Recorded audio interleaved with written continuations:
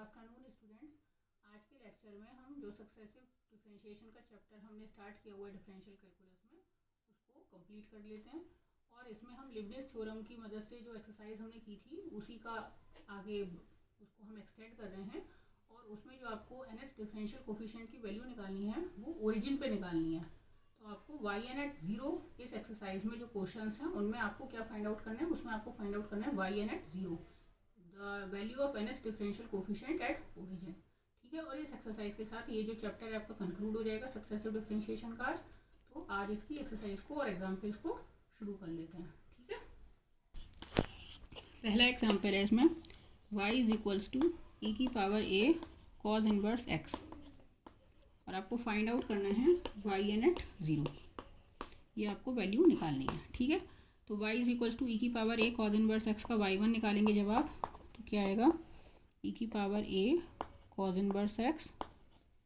cos inverse x का दोबारा करोगे आप तो minus a upon √1 minus x square, cross multiply कर दो, स्क्वायर कर दो तो ये हो जाएगा 1 माइनस एक्स स्क्वायर। इसको आप यहाँ लिख सकते हो minus A Y upon √1 minus x square. तो इस क्रॉस मल्टीप्लाई कर दिया और स्क्वायर कर दिया। इसको इक्वेशन 1 माना हुआ है हमने, ये इक्वेशन 2 हो गई। इसको दोबारा डिफरेंशिएट करेंगे जब आप तो क्या आएगा 1 minus x square 2y1/2 minus 2x/1 square is equals to 2a square y1। 2y1 को कैंसिल आउट कर देंगे तो ये हो जाएगा 1 minus x square y2 minus x/1 is equals to a square y। इसको इक्वेशन 3 मान लेंगे। अब आप लीबनिज़ थ्योरम का यूज़ करके इसको n बार डिफरेंशिएट कर लीजिए तो ये क्या हो जाएगा 1 माइनस एक्स स्क्वायर, NC 0 तो है ही, उसको 1 है वो तो हमने लिखा नहीं है, yn प्लस 2 प्लस NC 1, फिर ये हो जाएगा माइनस 2x yn प्लस 1, फिर अगला आएगा plus nn minus 1 upon factorial 2, 15-20 minute में कुछ नहीं होगा, upon factorial 2 into minus 2 yn।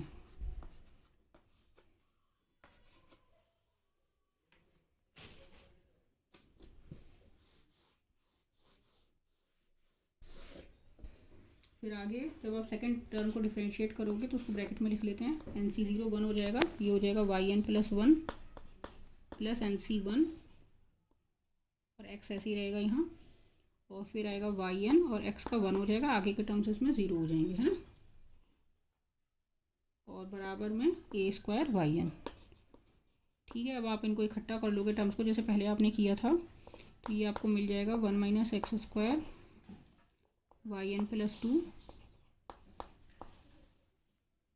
Minus 2nx yn plus 1 और माइनस x तो minus 2n plus 1 x yn plus 1 और yn में ये माइनस में आ जाएगा बाहर और 2 कैंसिल हो जाएंगे तो ये yn आप कॉमन लोगे, ये हो जाएगा minus n square plus n minus n is equals to a square yn, है ना। तो ये हो जाएगा आपका 1 minus x square yn plus 2 nn cancel हो गई है, minus 2n plus 1x yn plus 1 minus n square yn is equals to a square yn। तो वो भी उसे हम कॉमन ले सकते हैं, minus a square yn is equals to 0। इसको नेक्स्ट इक्वेशन मान लो 3, 2 तक हम मान चुके थे ना। अब हमने y1 और y2 की जो वैल्यूज़ निकाली थी उनमें जब आप x की जगह 0 पुट करोगे तो पहले y की वैल्यू देख लेते हैं, at x is equals to 0 क्या आएगी। y की वैल्यू जब a की पावर cos इनवर्स 0 आप पुट करोगे, cos इनवर्स 0 कितना होता है π/2, तो ये हो जाएगा a की पावर π/2। y1 की वैल्यू आपकी क्या आई थी, y1 की आपको ध्यान हो तो y1 इज इक्वल्स टू आया था minus a y upon √1 minus x square, है ना। तो y1 एट 0 जब आप फाइंड करोगे तो क्या आएगा, y1 0 इज इक्वल्स टू आएगा minus a y at 0 y at 0 की जगह आप रख सकते हो e की पावर a π/2 और अपॉन अंडर रूट 1 माइनस 0 यानी कि अंडर रूट 1 हो जाएगा। तो y1 एट 0 बराबर आ गया हमारा माइनस ए ई की पावर a पाई बाई 2, है ना। अब y2 एट 0 की वैल्यू हमारी एक इक्वेशन बनी थी हमारे पास 1 minus x square y2 minus x y1 is equals to a square y, है ना। ये इक्वेशन आपने पहले बनी थी हमारी। इसमें जब आप x is equals to 0 put करोगे तो क्या हो जाएगा, ये y2 at 0 minus equal to a square y at 0, और y एट 0 की आप वैल्यू पुट कर दोगे इसमें तो ये हो जाएगा ए स्क्वायर ई की पावर a पाई बाई 2। तो आपको y एट 0 पता है, y1 एट 0 पता है और y2 एट 0 पता है। फिर रिकर्सिवली जो है आप जो आपका yn वाला रिलेशन आया है उससे आप n की जगह जब आप 1 2 3 एंड सो ऑन पुट करोगे, जो आपका yn वाला रिलेशन आया है तो आप उसमें जब n is equals to 1 put करोगे तो आपको y3 की वैल्यू मिल जाएगी। ऐसे ही रिकर्सिवली आपको बाकी वैल्यूज़ मिलती चली जाएंगी।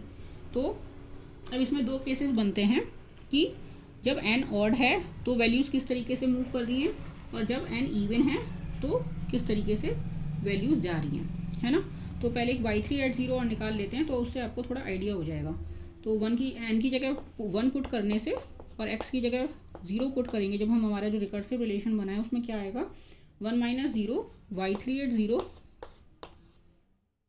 माइनस ये बीच का टर्म तो 0 हो जाएगा minus 1 square plus a square, और n की जगह 1 पुट किया है हमने तो y1 at 0 is equals to 0। तो y3 एट 0 बराबर हो जाएगा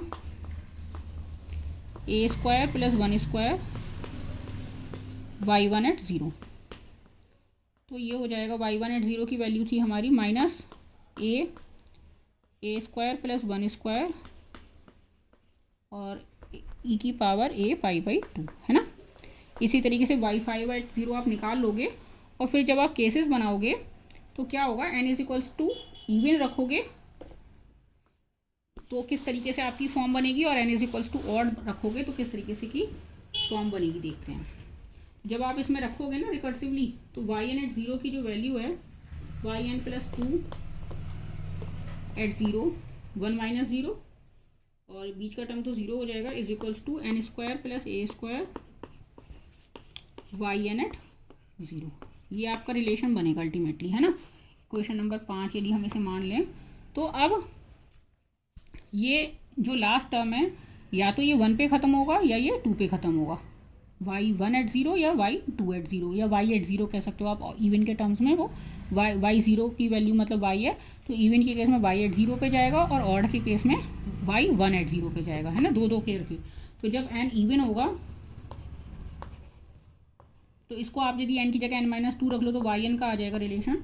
तो yn at 0 is equals to हो गया आपका n minus 2 square plus a square yn minus 2 at 0, है ना। ऐसे लिख लेते हैं पहले। अब n इवन है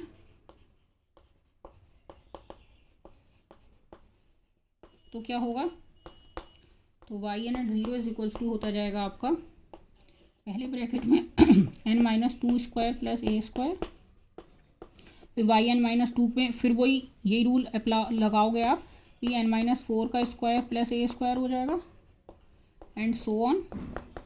अल्टीमेटली आपको क्या मिलेगा 2 स्क्वायर प्लस ए स्क्वायर, और यहाँ पे y 0 हो जाएगा। y 0 का मतलब y एट 0, और y एट 0 की वैल्यू आपकी थी e a की power a pi by 2।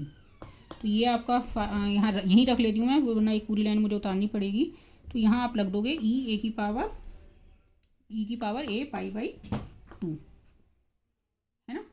2 square plus a square और एक 0 square plus a square, n की जगह 2 रखोगे जब आप तो 2 माइनस 2 0 होके एक ए स्क्वायर का टर्म और आ जाएगा, है ना। और y एट 0 की वैल्यू e की पावर a पाई बाई 2 आप रख दोगे तो ये आपका yn एट 0 आ जाएगा जब n इवन है। और जब n ऑड है तो आपको कैसे मिलेगा ये yn एट 0, तो आपको yn एट 0 मिलेगा, ये तो ऐसे ही चलेगा n माइनस 2 का square plus a square n minus 4 का square plus a square and so on. लेकिन ख़त्म कहाँ पे होगा वो देखना है आपको ना। जब आप n की जगह 3 रखोगे तो 3 माइनस 2 1 हो जाएगा, लास्ट टर्म आएगा y1 एट 0 और उसके पहले आएगा 3 रखने से 3 माइनस 2 यानी कि 1 square plus a square, 1 square plus a square पे कहानी खत्म होगी। और उससे पहले आया होगा 3 स्क्वायर प्लस ए स्क्वायर। इस तरीके से इसके लास्ट 2 टर्म्स ये आए होंगे और फिर y1 एट 0 पे चीज़ खत्म हो जाएगी। और y1 एट 0 की वैल्यू आप रख दोगे यहाँ पे, तो both he minus A Y at 0 यानी कि माइनस ए ई की पावर ए पाई बाई 2। तो एन इवन का केस आपको अलग दिखाना होगा ओरिजिन पे, कि ओरिजिन पे यदि एन इवन हुआ, मतलब ओरिजिन पे नहीं, मतलब एन इवन हुआ तो ओरिजिन पे एन एस डिफरेंशियल कोफिशिएंट की वैल्यू क्या होगी, और यदि एन ऑड हुआ तो हमारे ओरिजिन पे एन एथ डिफरेंशियल कोफिशिएंट की वैल्यू क्या होगी। तो यहाँ पे आपको बस अब क्या करना है, y1 एट 0 की वैल्यू पुट करनी है और ये दोनों कंबाइन होके आपका आंसर देंगे। ठीक है, तो कुछ खास नहीं है इस एक्सरसाइज में, बिल्कुल लास्ट एक्सरसाइज के जैसे ही है। बस आपको लास्ट में रिकर्सिव रिलेशंस बनाने हैं और उन रिकर्सिव रिलेशंस की मदद से आपको ओरिजिन पे एन एथ डिफरेंशियल कोफिशिएंट की वैल्यू फाइंड आउट करनी है। ठीक है, एक मैं आपको एग्जाम्पल मैंने आपको करके दिखा दिया। अब मैं एक एक्सरसाइज का क्वेश्चन ले लेती हूँ और आई होप कि इसके साथ ये एक्सरसाइज हमारी फिनिश हो जाएगी। तो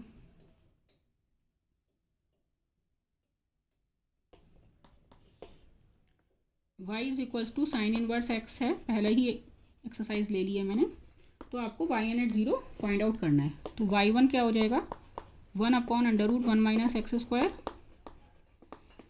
यानी कि y1 हाथ के हाथ अब एट 0 पे भी वैल्यू निकाल लेते हैं। y एट 0 साइन इनवर्स 0 0 हो जाएगा, y1 एट 0 1 हो जाएगा और यहाँ आप इसको क्रॉस मल्टीप्लाई कर दोगे, स्क्वायर कर दोगे, तो y minus 1 minus x square y1 square is equals to 1। फिर डिफ्रेंशिएट करेंगे इसको तो ये हो जाएगा 1 minus x square 2y1 by 2। अगले स्टेप में minus 2x y1 square is equals to 0, 2y1 cancel out हो जाएगा, 1 minus x square y2 minus x y1 is equals to 0। को इक्वेशंस मान लो इनको, इसको 1 मान लो, इसको 2 मान लो, y1 को, y2 वाली 3 हो गई। तो y2 एट 0 क्या निकल आएगा यहाँ से हमारा, x की जगह 0 जब पुट करोगे तो y2 at 0 is equals to 0 आ जाएगा, है ना। तो ये तीनों वैल्यूज़ आपको याद रखनी है, अभी हमें यूज़ करनी होंगी क्योंकि कि इवन वाले ये दोनों 0 हैं, y एट 0 भी 0 है, y2 एट 0 भी 0 है, तो मुझे लग रहा है सारे ही 0 हो जाएंगे ये, और ऑड वाला जो है वो 1 है। अब इसका nth डिफरेंशियल कोफिशिएंट आपको निकालना होगा लिबनिज़ थ्योरम से, है ना। तो अभी मैं इस इक्वेशन को लिखे रहने देती हूँ और लिबनिज़ थ्योरम का यूज़ कर लेते हैं। 1 minus x square Y n plus 2 NC0 1 हो गया, प्लस NC1 n, इसका माइनस 2x हो गया, और ये हो गया वाई एन प्लस 1। फिर हो गया ये n n minus 1 upon factorial 2 minus 2 y n, है ना। तो पहले टर्म के हो गए, माइनस NC0 तो 1 ही है, x y n plus 1, plus अगली बार में n का n, x का 1 और ये y N is equals to 0। कम टर्म्स को इकट्ठा कर लेंगे,